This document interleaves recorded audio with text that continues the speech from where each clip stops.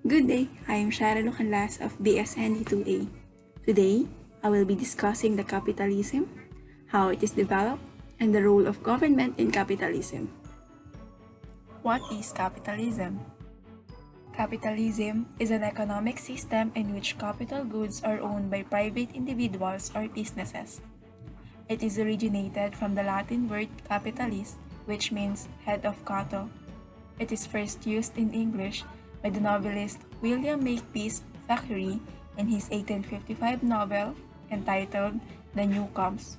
It is about personal possessions and money in general. After knowing the meaning of capitalism, let's now proceed on how capitalism developed, from feudalism to mercantilism, and lastly, to industrial capitalism.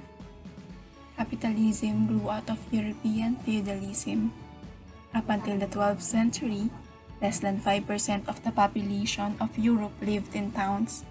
Skilled workers live in the city but receive their food, clothes, and other essentials for living from feudal lords rather than a real wage. Black Plague is one of the most devastating pandemics in human history. It created a labor shortage. The true wages offered by the trades encouraged more people to move into towns where they could get money. As a result of this change, birth rates exploded and families soon had extra sons and daughters who needed to be put to work. Child labor was as much part of the town's economic development. Mercantilism gradually replaced the feudal economic system in Western Europe and became the main economic system of commerce during 16th and 18th centuries. Mercantilism started a trade between towns, but it was not necessarily competitive trade. Originally, each town had vastly different products and services that are slowly homogenized by demand over time. After the trade was carried out in wider circles, such as town to town, country to country, province to province, and finally, nation to nation.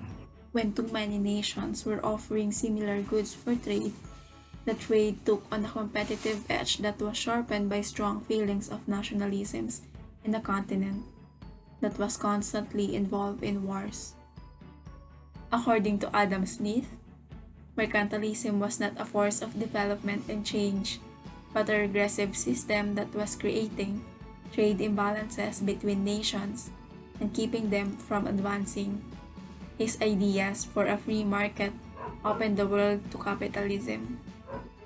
Smith's ideas were well-timed as the Industrial Revolution was just starting to affect the Western world. As technology leaped ahead and factories no longer had to build near waterways or windmills to function, industrialists began building in the cities, where there were now thousands of people to supply ready labor. For the first time in history, common people could have hopes of becoming wealthy. The new money crowd built more factories that required more labor, while also producing more goods for people to purchase. Industrial capitalism was the first system to benefit all levels of society, rather than just aristocratic class.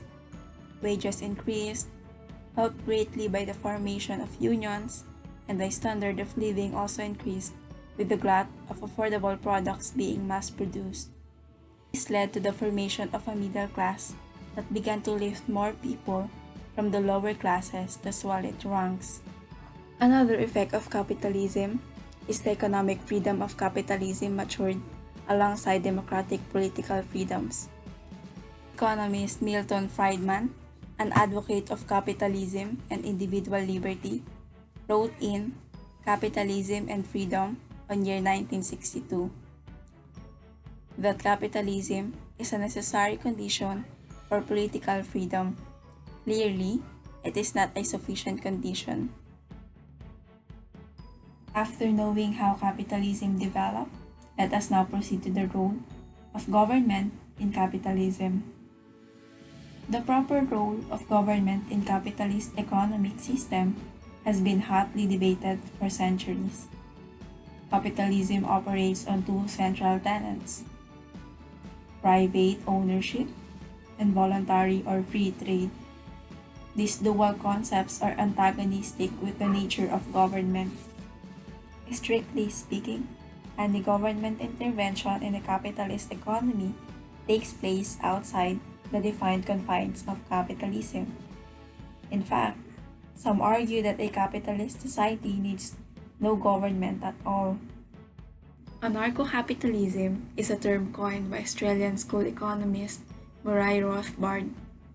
He described a market-based society with no government. Politics and taxes would not exist in an anarcho-capitalist society, nor would services like public education, police protection, and law enforcement that are normally provided by government agencies. Instead, the private sector would provide all necessary services. Victimless crimes such as drug use and crimes against the state, such as treason, would not exist under anarcho-capitalism. Assistance to the needy would be provided through voluntary charity instead of welfare. The idea is that an anarcho-capitalist society will maximize individual freedom and economic prosperity.